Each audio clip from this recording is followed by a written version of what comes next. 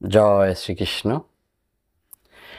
আজকে আমরা জানব দেবর্ষি নারদকে কেন বিভেদ সৃষ্টিকারী, সমস্যা সৃষ্টিকারী ঋষি বলা হয়, বা তিনি কেন এক জায়গায় স্থির থাকতে পারেন না, যাযাবরের মতো বিভিন্ন জায়গায় ঘুরে বেড়ান কেন, এটা জানার চেষ্টা করব।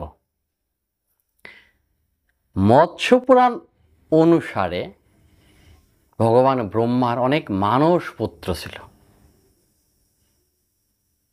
তার মধ্যে দেবর্ষি নারদ এবং প্রজাপতি দক্ষ অন্যতম। দেবর্ষি নারদ প্রথমেই ভগবান ব্রহ্মাকে জানিয়ে দেন যে তিনি পারিবারিক জীবনে, সাংসারিক জীবনে আগ্রহী নন, অর্থাৎ তিনি সংসার করতে চান না, বিয়ে থা করতে চান না।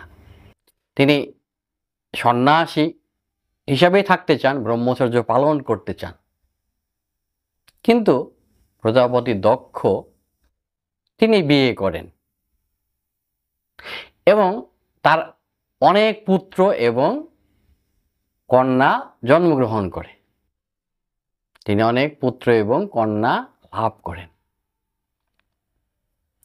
প্রজাপতি দক্ষের পুত্ররা যখন বড় হলেন, যৌবন প্রাপ্ত হলেন, তাদের শিক্ষা যখন সমাপ্ত হলো, তখন প্রজাপতি দক্ষ মনে মনে তাদের বিয়ে দেওয়ার চিন্তা করলেন, ছেলেদের বিয়ের চিন্তা করলেন এবং সেই উপলক্ষেই তিনি তার পাশের বেশ কিছু রাজ্য ভ্রমণে বের হলেন। উদ্দেশ্য তার পুত্রদের জন্য কনে দেখা। প্রজাপতি দক্ষের অনুপস্থিতিতে, অর্থাৎ ঠিক সেই সময়ে প্রজাপতি দক্ষ যখন গৃহে ছিলেন না, ঠিক সেই সময়ে দেবর্ষি নারদ সেই দক্ষালয়ে এসে উপস্থিত হলেন। দক্ষের পুত্রগণ দেবর্ষি নারদকে, অর্থাৎ তাদের কাকাকে সম্ভাষণ করলেন, প্রণাম করলেন এবং তার নিকট থেকে আশীর্বাদ গ্রহণ করলেন।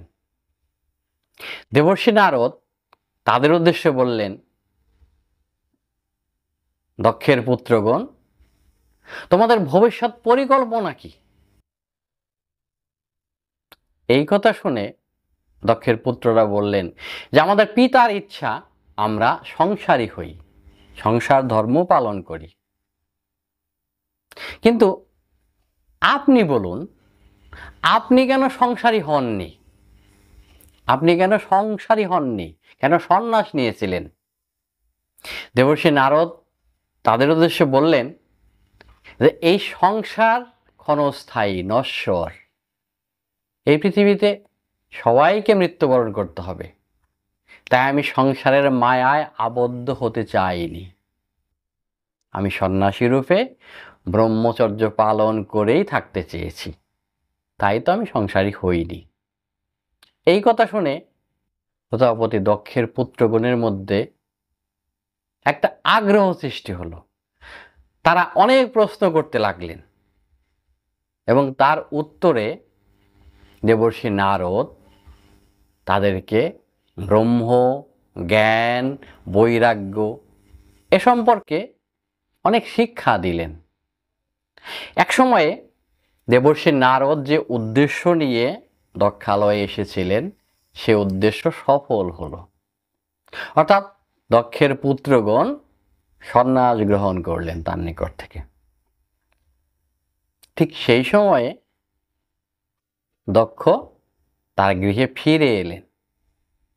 ফিরে এসে তার পুত্রদের সেই সন্ন্যাসীর পোশাক দেখে তিনি অবাক হলেন। তিনি অবাক হয়ে পুত্রদের জিজ্ঞেস করলেন, পুত্রগণ, তোমাদের কি হয়েছে? তোমরা এমন পোশাক পরিধান করেছো কেন? আমি তো তোমাদের জন্য অনেক সুন্দরী রাজকন্যা ঠিক করে এসেছি, তোমাদের জন্য অনেক সুন্দরী রাজকন্যা দেখে এসেছি, তাদের সঙ্গে তোমাদের বিয়ে দেব, এরকম মনস্থির করে এসেছি। তোমরা এরকম পোশাক পরেছে কেন? দক্ষের পুত্রগণ হাত জোড় করে বললেন, পিতা,